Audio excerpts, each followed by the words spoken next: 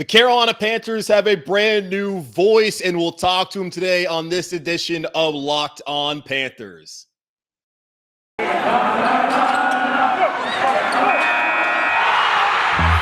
Locked On Panthers, your daily Carolina Panthers podcast. Part of the Locked On Podcast Network. Your team every day.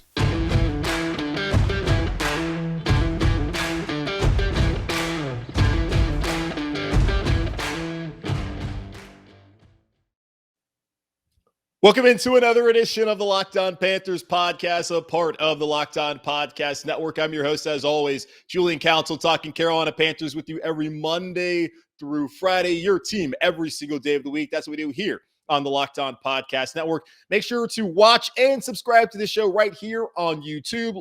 Follow Locked On Panthers, put that in the search bar, click on the blue one, not the red one. We're the Locked On Carolina Panthers podcast. We already knew that. Go ahead and subscribe to the show.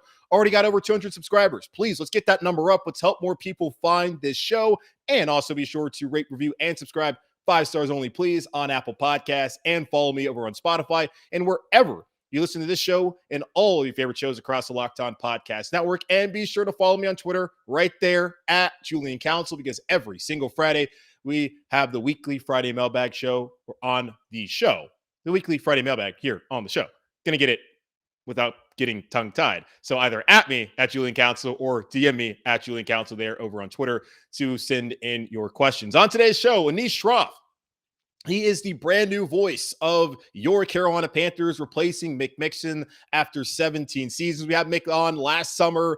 Great guy, salt of the earth, but he's now going to pass the proverbial torch over to Anish Shroff.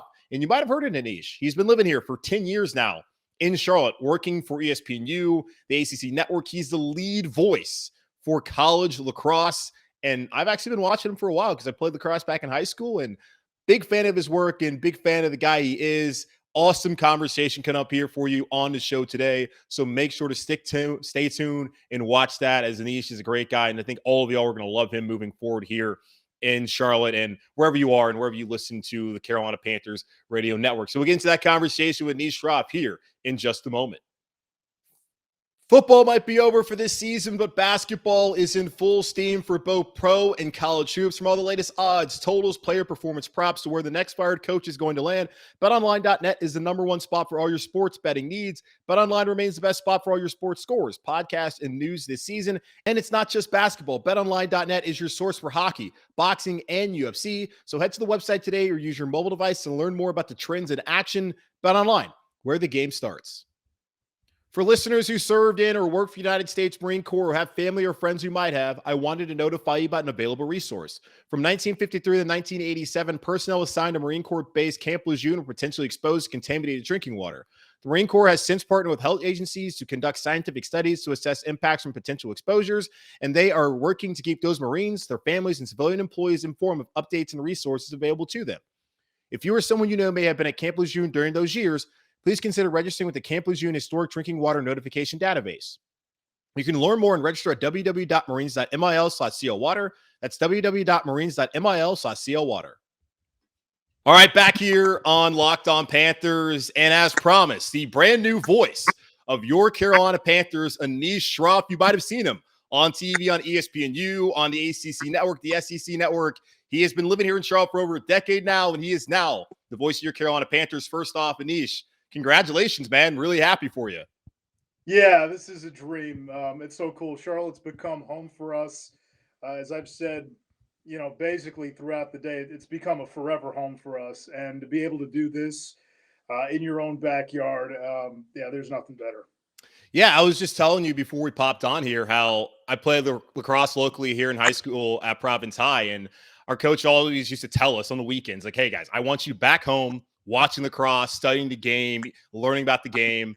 And every time I turn it on, a lot of times you were calling the games. So I've been familiar with you since you came to Charlotte, and it's really cool now to see you have this position for folks who might not be as familiar with you. Just tell us about yourself, how you got here, just who is Anish Shroff? Yeah, that's a loaded question, but the Cliff Notes version is when I started at ESPN in Bristol, I was a studio anchor. That's what they brought me on as, and I was anchoring ESPN News, filled it on SportsCenter, Really got involved with the college sports, college football live, and then there was an opportunity to do play-by-play. And I'd always wanted to do play-by-play. And I had done it in the past. I'd done radio. I'd done television. Um, and, television fast-tracked me on the studio side. So the opportunity came up to do really one lacrosse game. And it was the Georgetown Notre Dame game in D.C. And I'd covered lacrosse in college, was familiar with it. And so I did the one game, and they liked what I heard. And they liked what they heard, at least decent enough to say, "Hey, do you want to do some more?" And I was like, "Yeah, this is. It's nice to be at a live event. You get the juices going. It's a different type of adrenaline." So that one lacrosse game led to another, and then, they asked if I wanted to do some football, and I started, doing some high school stuff. There was some HBCU stuff, Sun Belt, MAC, smaller conferences, if you will. Gradually worked my way up on the college football ranks, picked up college basketball, and stayed with lacrosse really from the beginning. And now I'm the lead voice for college lacrosse on ESPN. And, it's been a fun journey. And when, I had heard about this job coming open, it was like, man, how cool would it be to do NFL home team radio and not have to move, and to do it in the town that you've put down roots, where you're raising a family. My daughter's a Panthers fan, right? She was born in Charlotte. That's all she knows. She likes the colors. So it was really just, it made a lot of sense if it could work. And ESPN was unbelievably supportive and encouraging. And they're saying, "Hey, go for it. We wish you well." I was transparent with them. And the Panthers have been great about still letting me keep, my ESPN component of all this. So Yeah, it's cool too because you joined West Durham, who is a part of the ACC network, who calls the Falcons games.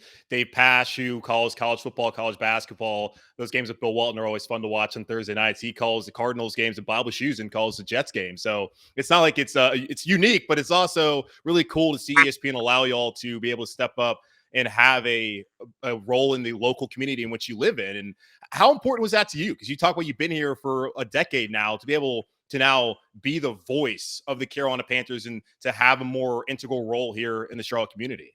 yeah, like we've done some stuff right in the community, but when you have a platform like the Panthers do, I can make the case in the entire Carolinas, no one's got a bigger platform than the Panthers brand. I mean, that's the NFL team that is the team of the Carolinas, based in Charlotte. So for me, it was important to have that opportunity to get involved in the community. And we're in we're in the age where a lot of people like to say things and like to tell other people what to do, but the Panthers give you a platform where you can be actionable, right? You can actually put words to meaning and put words to action, help people.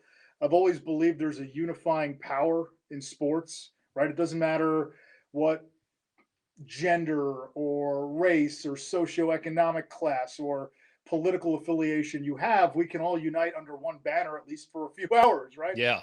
Stronger fault lines all over the place. So, again, I think there's a power to that. And then there's a power in sports. And I think there's nothing bigger than the NFL. So, yeah, for me, that was a huge draw, given all the Panthers do in the community, to have a part of that, to be a part of that. And again, to just try to bring people together, which is something I think our world really needs right now. Yeah, no, it'd be awesome. And the Panthers Nation here, keep pounding. A lot of people, they're very passionate, and you will see that over. I'm sure you've already seen it on Twitter, where you'll especially get immersed into that now. Yeah, it's funny. I mean, a lot of my friends here in Charlotte are Panther fans, right? I've adopted them as my local team since I've moved here. Yeah, I was going to ask you that. Like, has it rubbed up on you? Oh, yeah, absolutely. I mean, I would say for the last, I don't know how many years, I've pretty much had them on every Sunday. I'd come home from a college football game Saturday, and I'm starting prep on the next week, or I'm hanging out with my family, and the game is on. That's the team. And so you sort of kind of become entrenched, and you become a fan, right? And when they're going to Super Bowls, right? Like, hey, I'm a Charlotte guy now. Like, that's Cam Newton, that's the Panthers in the Super Bowl. It's a cool deal to say, a team from your city is winning big and is having success when they are. And we'll get back there, but it definitely rubbed off, and it makes the transition into this job easier. Where it's not like you're coming in learning a new language where you don't know anything about the team. To a certain degree, I've followed them for a decade. The last year, gearing up for all of this, certainly much more closely. But you kind of have some baseline knowledge and familiarity. And again, having seen a lot of these guys in college, that gives you some perspective and context as well. Oh, absolutely. And it'll be really cool too. I mean, you're stepping in the booth with two Panther legends and Jordan Gross, Yeah. the former left tackle here, and Jake Delhomme, who's both of those guys in the Panthers Hall of Honor, Ring of Honor, whatever we call it here. So it's cool to get that opportunity too. But you're replacing a legend in Mick Mixon. And I'm right here on YouTube. I'm wearing Carolina Tar Heels shirt. And I've been listening to Mick back when he was calling the games back at Woody Durham with the Tar Heel Sports Network and the past 17 years here in Charlotte. What kind of advice? Not saying that necessarily you need advice because you've been doing this for a while now, but what kind of message did he give to you as he passed the torch to you as the voice of the Carolina Panthers? He's been unbelievable. When I was offered the job, he was my first phone call, and I'd only met him really during the interview process. I had known of him, I had admired him from afar, but I didn't really know him. I had heard unbelievable things about what kind of person he was, what kind of broadcaster he was, and just the human being. And when I first connected with him, and we talked a little bit before and after I had my last interview with the Panthers, it was like, man, everything they say about this guy times 1,000. Yeah, he's great. Salt of the earth, unbelievable human being. And when I got the job, I mean, he said, "Hey, I'm in your corner.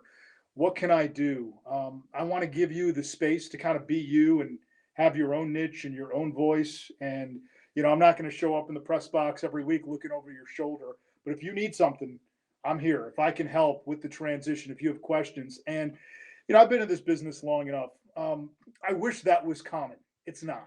Yeah. There could be a lot of people, oh, that's the new guy. He's replacing me. I mean, I don't care, right? Like, I'm out, I'm done. And Mick's retiring, so it's a little bit different.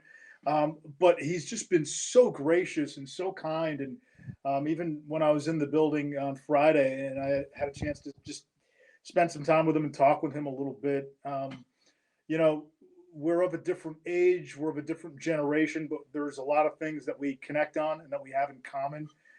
And so it was kind of nice just getting to know him. And, he's offered up not just counsel, but friendship, which means a lot to me. And I plan to take up on that and get to know him even better, in these next few months. No, that's awesome. I love Mick. Had him on the podcast last summer when it was first announced that he was going to retire. It's going to be his last season. And hey, he's moving down to Alamance County. He'll be on his farm on his tractor listening to you on Sundays. So you definitely don't have to worry about him being over your shoulder. But that's awesome to hear. You had the same experience I think a lot of us have had here over the years with Mick here in Charlotte. But I want to get your thoughts on this Panthers team, as this is a crucial offseason for pretty much everyone over there on South Main Street and Uptown. So we'll get into that conversation here in just a moment.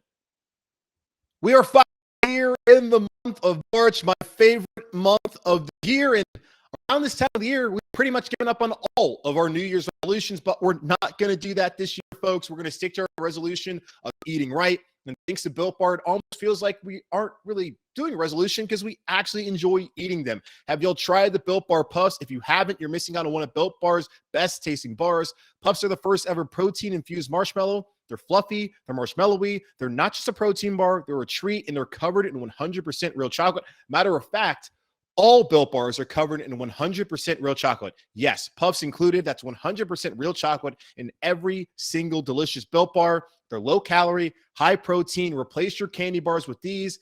They're better tasting and they're better for you. Go to built.com and use promo code LOCK15 and get 15% off your first order. Use promo code LOCK15 for 15% off at built.com. All right, back here on Locked On Panthers with the brand new voice of your Carolina Panthers, Anish Shroff. You've probably seen him on ESPN. If you watched the NC State Carolina game on Saturday, he was on the call with another Charlottean and Paul Biancardi. Shout out to Paul. I love his daughter Katerina and I are pretty good friends. But either way, let's get into a conversation here on these Panthers.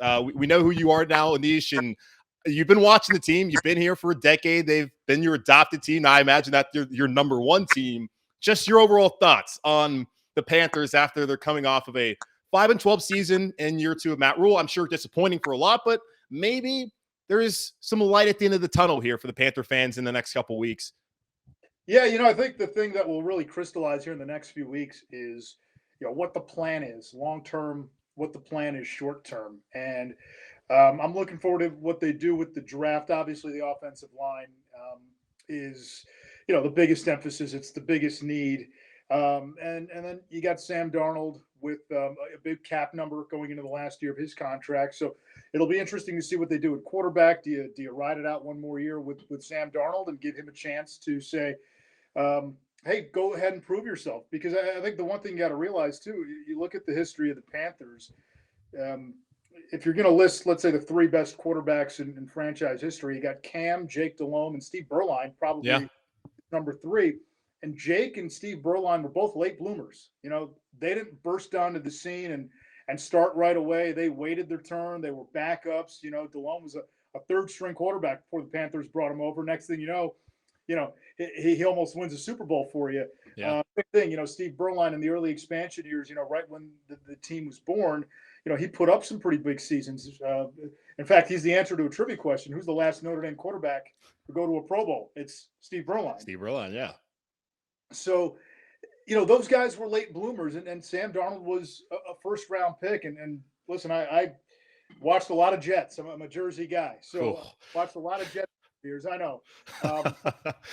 And he showed you flashes at certain points. Now, he'll have to probably put it together for an entire season, but to me, he's got as much riding on this as anybody. If he can put together a solid season, play well, whether it's with the Panthers or somewhere else, he's showing, the other 31 teams and Carolina, hey, I can be a starter in this league. So there's a lot at stake for him. But they got to get the offensive line right. And I, expect them to address that in some way, whether it's the draft, whether it's free agency, or a combination of both. Defensively, you saw what they did when they were healthy early. Yeah. There are real pieces there that you got to feel good about long term. And I think if you can, again, solve the two big, areas that were question marks last year, O-line and quarterback, and I think you got to, I wouldn't say, hey, this is what you should do or you shouldn't do, but I think we'll see in the next month and change, how they're looking at this, whether it's, hey, let's go long-term offensive line, let's go long-term quarterback, whatever it might be. That's kind of what I'm curious to see. What's the plan short-term? What's the plan long-term? We're still waiting for the puzzle pieces to sort of fit. I think I died pretty well there. Yeah. And the good thing is it's pretty straightforward. Hopefully Darnold, if he can either improve or they find another answer, we'll see how that plays out. And obviously the offensive line needs to take a step forward here in year 3. And it's Matt Rule. It's his third year. You talk about, you spent a lot of time calling a lot of college games. Did you ever have an interaction with Matt Rule back when he was at Temple or Baylor, and just your impressions on him? Yeah. Of him? Yeah. And I can tell you this for a fact. I had a few of his games at Temple, and then there was one summer I was covering the Little League World Series in Waco, one of the regional sites. Yeah. We were staying, just down the road from where Baylor was practicing. And so I went over one day and just, dropped in on preseason camp and chatted with Matt Rule for a good bit. He had just gotten to Baylor. Remember, that was a mess. Yeah. I'm a big fan of Matt Rule from what I saw in college. I remember doing his first couple of Temple games that I had, and I remember not just me, our whole crew, we walked away, and we all had the same thing, like, that's an NFL coach. And sometimes, you could tell there's certain guys, they're college coaches. We walked away saying that's an NFL coach. I think, if we can get through COVID, I think what will help Matt Rule, hopefully in year 3, is he can be more visible in the community. Yeah. Hasn't been able to do that because of COVID. Everything has been virtual. We've been masked up. We've been, behind doors. We've been inside a lot. And so, you saw Ron Rivera always out there, right? I kind of feel that's an opportunity for Matt Rule to kind of connect with this fan base, and through no fault of his own, right? I mean, he took over. We've been in a pandemic. So I think that maybe has a chance to change the narrative a little bit. But again, having covered him in college, I always came away impressed with what he is and who he is. And, we're into year 3. I mean, what was the talk about Zach Taylor going into year 3? I mean, it was very similar. And, look where they ended up. And I think sometimes you got to give coaches, a little bit of time. You got to give coaches a little bit of time to grow. So I know that sounds like the company line, but Frank Beamer, who's got a statue outside of Lane Stadium at Virginia Tech, was 24-40 in his first 6 seasons. He was 16 games under 500. Yeah. Got a statue now in front of the building. So coaches evolve, coaches learn. And, again, from what I saw from Matt Rule at Temple and Baylor, he's a good coach. Yeah, and that's a great point you bring up too about former coaches like Frank Beamer. We could talk about Mike Krzyzewski and what he did in his first couple of years at Duke, and now he is arguably the greatest college basketball coach of all time. And I'm not sitting here saying that Matt Rule is going to be Frank Beamer or Coach K. We don't really give coaches a lot of time to be able to establish that foundation and build the program that they want to build and to be able to see it through. And I've certainly had my criticisms of Matt Rule, and I love that you bring up that he hasn't been able to be visible within the community because of the pandemic. And I brought that up as well. It's like, hey, if we saw him more in community, I don't know if we see the kind of vitriol that we see on Twitter. Well, we probably do because it's Twitter. But either way, that's certainly a great point you bring up there, because especially with Ron Rivera being here for 9 years now, we always saw him and knew he was a part of the city of Charlotte. But man, and you go back again, you take over during COVID, right? And yeah, you bring in Teddy Bridgewater as what he was going to be, a stopgap option, right? You had the offensive line issues last year. Your best player is basically hurt for the majority of the last 2 seasons. So I think, there are some mitigating factors. They've lacked that continuity on the offensive line. It's a quarterback-driven league, and if you don't get production from that position, it's very hard to win. Defensively, I do think you are seeing his blueprint. I mean, his teams and his teams at Baylor, they were known for one thing first and foremost. That was toughness. And you're seeing that on the defensive side. And again, 3 years is not a long time. He's only coached 2 of them. So I really hope Matt Rule does well at Carolina. I'm rooting for him. Yeah, and hey, I'm a native Charlottean. I think everyone who listens to this show and is going to be listening to you and watching this is going to want the same thing. And we just got to be a little bit more patient. I'm trying to preach patience, even though, like I said, I have my criticisms of Rule and what he's done here. But yeah, it takes time, and I'm hoping that we see in that year 3. We saw it at Temple, we saw it at Baylor. You get that huge leap, and after one season where the defense really struggled, they were in the top units in the NFL last year. Hopefully you can do that on the offensive side of the ball this upcoming season. But Anish, again, man, congratulations on this job. Really excited that you get to be the voice of the Carolina Panthers. Charlotte, my home, your daughter's home, your wife's home. Great city, and we're so happy to have you representing us with this organization for hopefully the next 20-plus years, however long you want to do this, man. Yeah, I hope to do this a long time. I mean, this is I was telling somebody the other day, they said, is this different than when you got the job at ESPN? And I said, yeah. I was 25, 26 years old back then, and you're always sort of looking ahead, right? You don't stop to reflect. You don't stop to even stay in the present. And this has been more about kind of looking back and reflecting and having gratitude and appreciation and humility for where you came from, for the journey, for all the twists and turns in the road. And like I said, Charlotte is home. I'm tickled to death to be able to do this. And, we are going to win some games. We are going to win some games. I really do believe in the future of this organization. I really do believe in the direction that they're going in. I really believe in the ownership and the leadership. It's not if, it's when. And they're going to do it. So, I think we just got to be patient and trust in their long-term plan. And this thing will come to fruition, and, hope to call some big games here in the next few years. Yeah, and here's the thing, Anish would be the first ever play-by-play guy that we've ever had to call a Super Bowl if that does happen. And we've been there. Bill Rosinski called one back in 2004, the 03 season, and back in 2015 season had Mick. And hopefully third time's a charm. Third play-by-play guy, Anish Shroff, going to deliver a championship here to Charlotte. Hey, we're the Queen City. We need a crown, right? Absolutely, man. Absolutely. Again, guys, make sure to follow him on Twitter at Anish ESPN, ANISH ESPN. Might have to change that handle, by the way, Anish, since you're a Panthers guy too. Yeah, I don't know if that's possible. I've heard that's quite a process. So we'll see.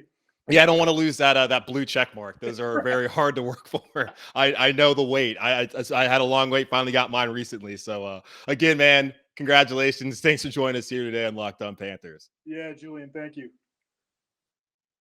What a fun conversation with Anish Shroff. Super excited for him. He's awesome. Like, he did the Mayo Bowl with Mike Golick Jr., and they're good buddies. And I used to work with Gojo back when I was working at ESPN Radio in Bristol, and really awesome to have Anish Shroff here now as the voice of the Carolina Panthers. I love Mick Mixon. Loved him back when he was on the Tar Heel Sports Network and when he came here to Charlotte. He's always been gracious to me, and I'm really excited to now build a relationship with Anish Shroff and our entire city and our entire fan base, be able to build that relationship with him as the voice of the Carolina Panthers. He's going to do a fantastic job. He already works at ESPN, so you know that he's the best of the best, and now he's ours. So go out there, follow him on Twitter at Anish Shroff, at Anish ESPN, but you can always find his name, Anish Shroff, on Twitter or by searching it. So at ANISH Shroff or ESPN. I'm butchering his Twitter handle. You saw it. If you watch the show on YouTube, you saw it. If not, you can find it on my Twitter. So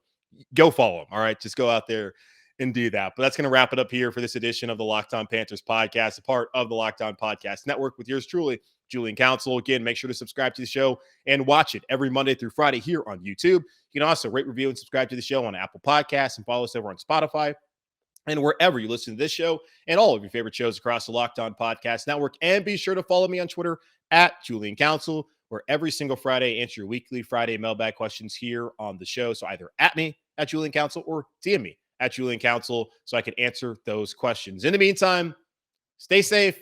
Be warm if you're somewhere cold, because we're back here in the 70s in Charlotte, North Carolina. But either way, keep pounding, and I will talk to y'all on Thursday.